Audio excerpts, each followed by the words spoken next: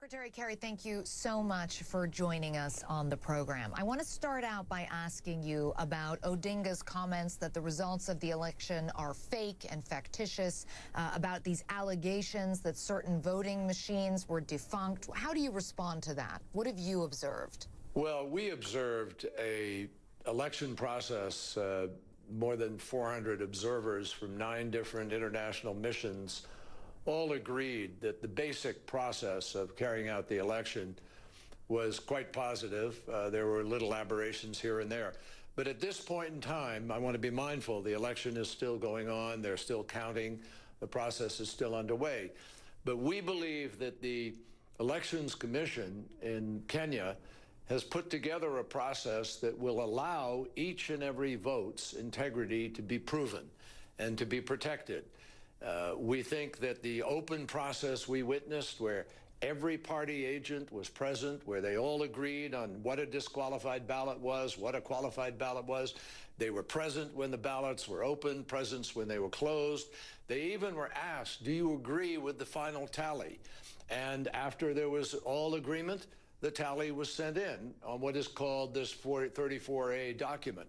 So there is a way to go back. If anything was changed, if anything was electronically fiddled with, there is a way to go back and absolutely ascertain what happened in the polling station.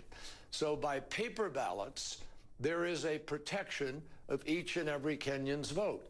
And I think it is important to let the process work through so that the Election Commission has a chance to show Kenyans the way in which they have held to the rules and, in fact, implemented an election that is accountable.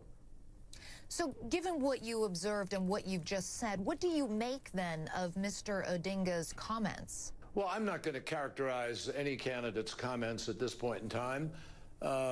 You know, he is a candidate for president of Kenya. He has a right to question certain things.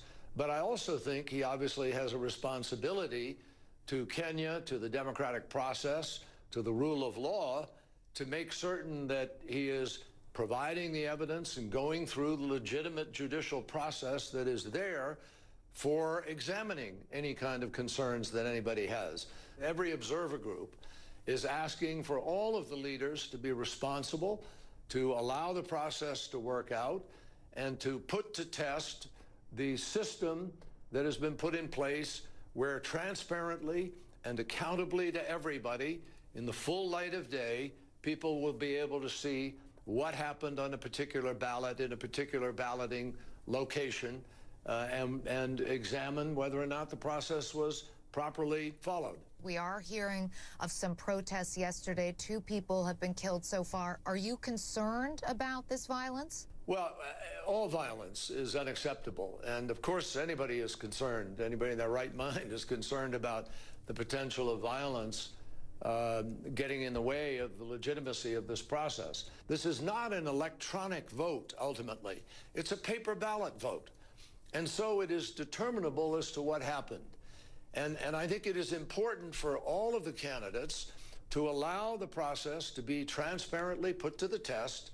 And then if they have a concern, go through the rule of law, go to the court process, and let the evidence be there for everybody to see.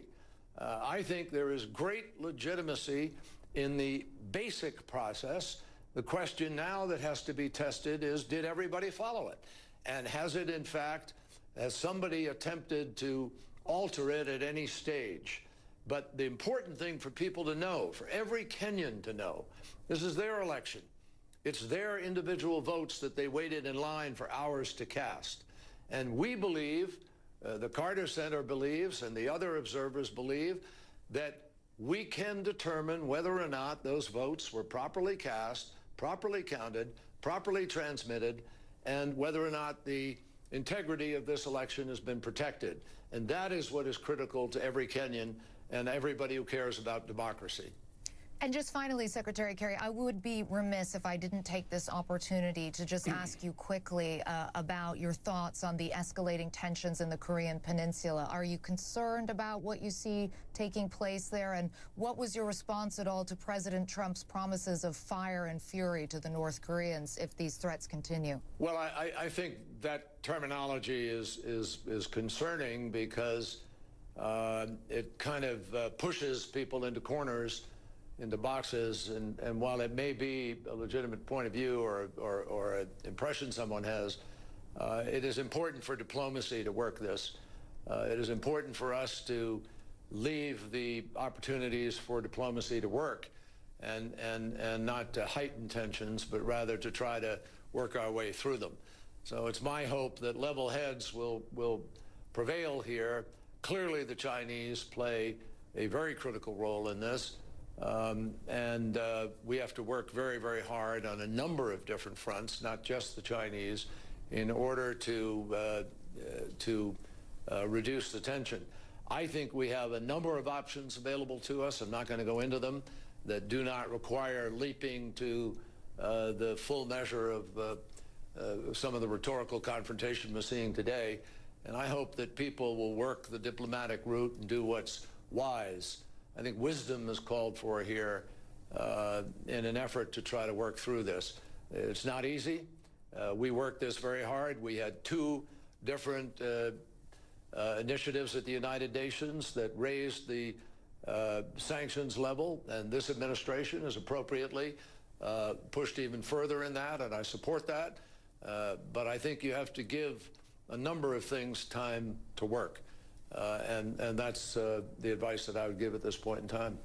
Very much appreciate your time. Thank you so much for being on the program, Secretary Kerry. Thank you. Appreciate it. Thank you very much.